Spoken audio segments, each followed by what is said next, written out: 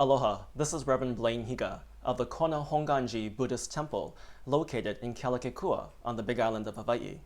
I want to wish everybody a very happy Buddha Day. On April 8th, we celebrate the birth of Siddhartha Gautama, the one who would become the Buddha, the awakened one.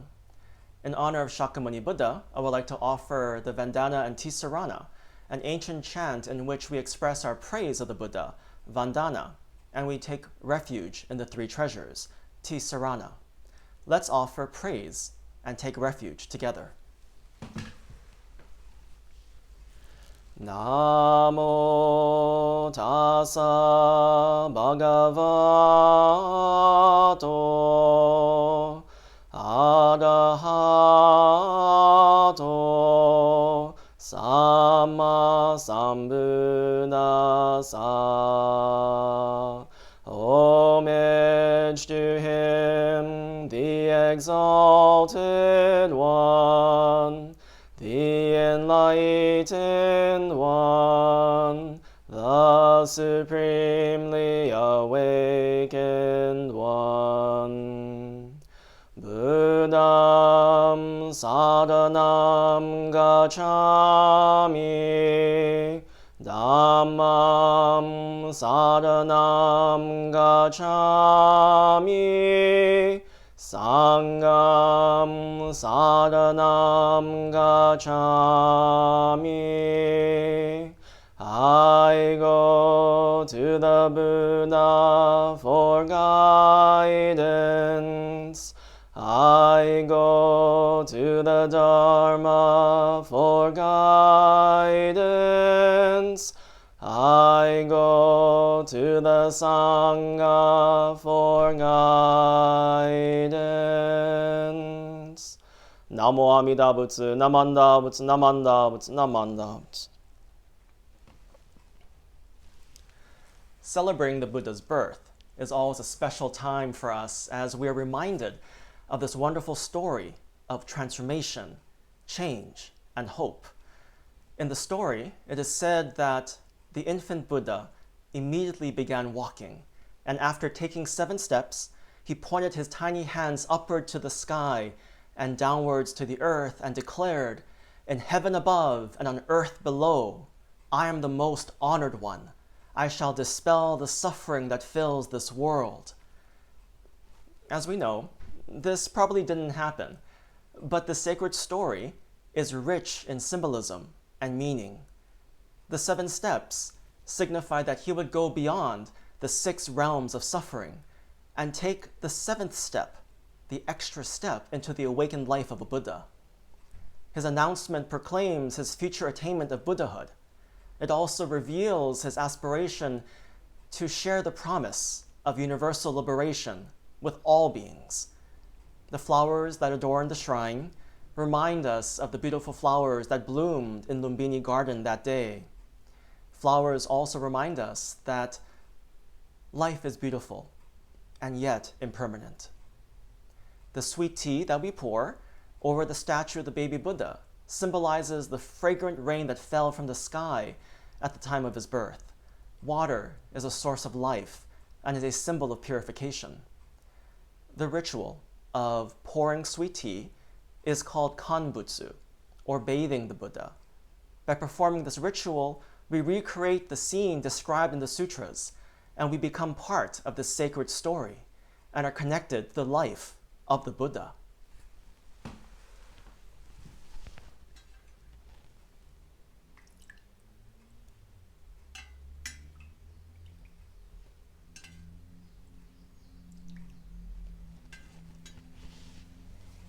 Namandams, namandams, namandams.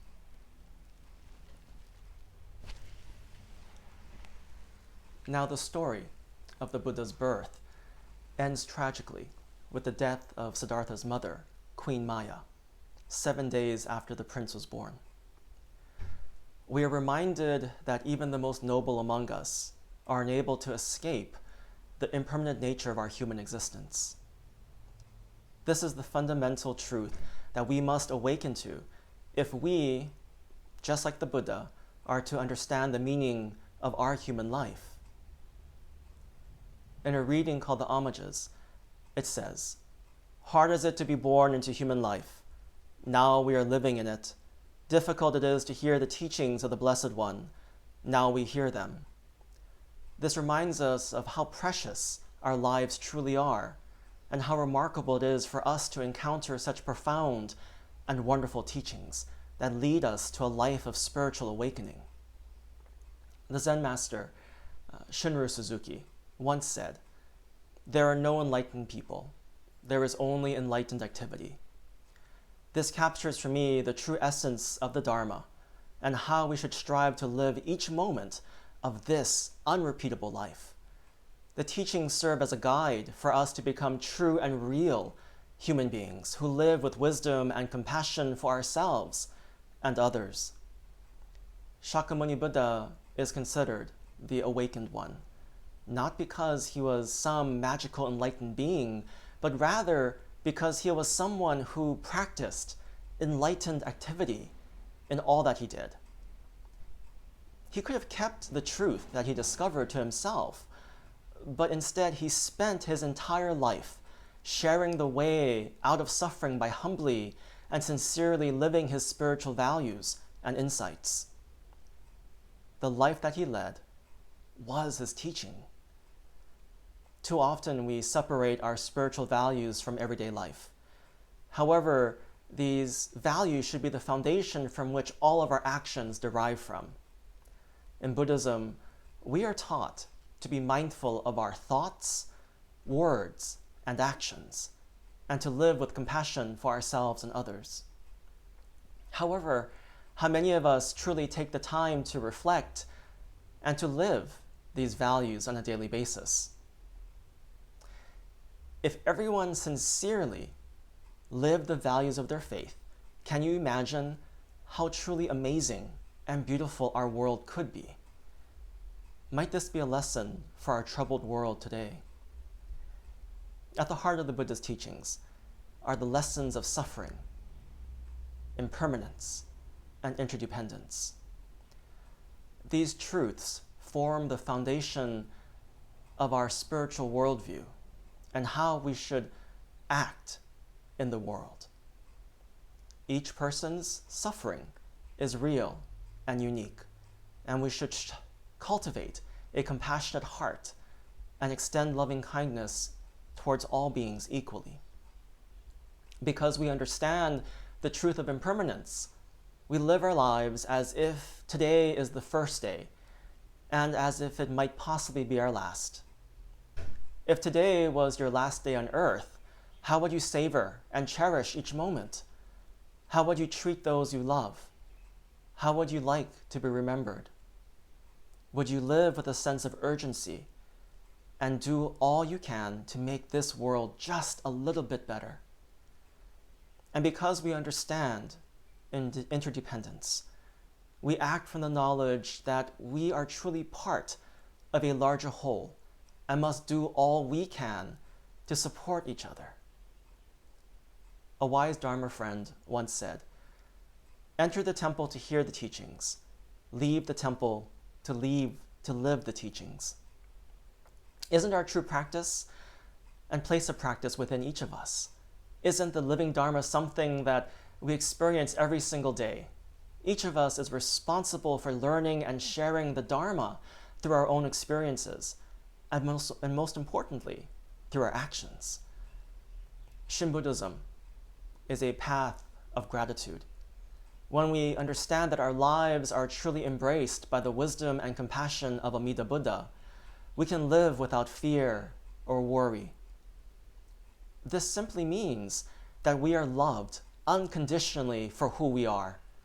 When we accept that and acknowledge this love, we can do nothing else but to respond in gratitude. However, what does it mean to truly act in gratitude? It means that we try to live true to our values of compassion, interdependence, and loving kindness. It means that we take time to self-reflect and understand that what we do impacts not only our lives, but the lives of those around us.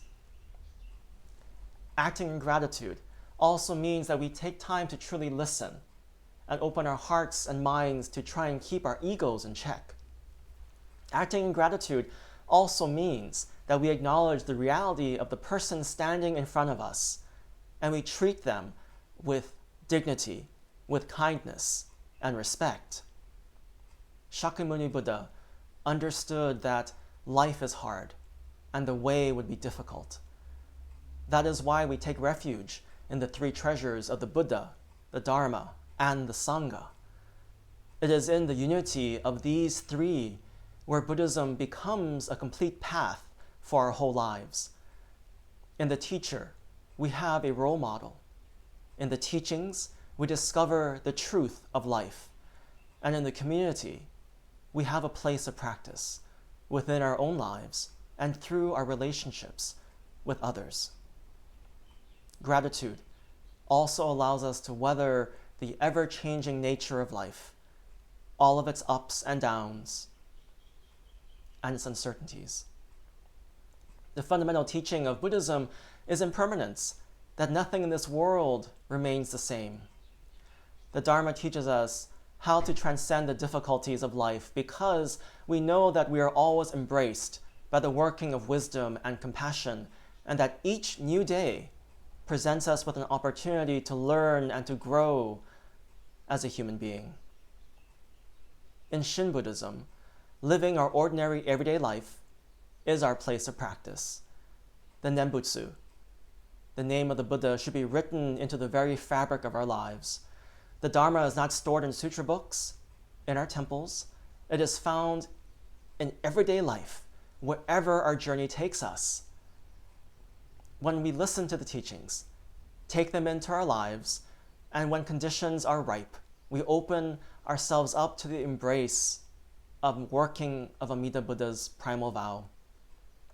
We are then able to live naturally, without fear, with peace and gratitude in our hearts. On this special day, let's celebrate the birth of the teacher who showed us the path of liberation and deepen our reliance on the Buddha-Dharma to help us through these difficult times. Namo Amida Butsu. We will conclude with the singing of the Nembutsu in gratitude for the embrace of all-inclusive wisdom and all-embracing compassion. Please join me in Gasho.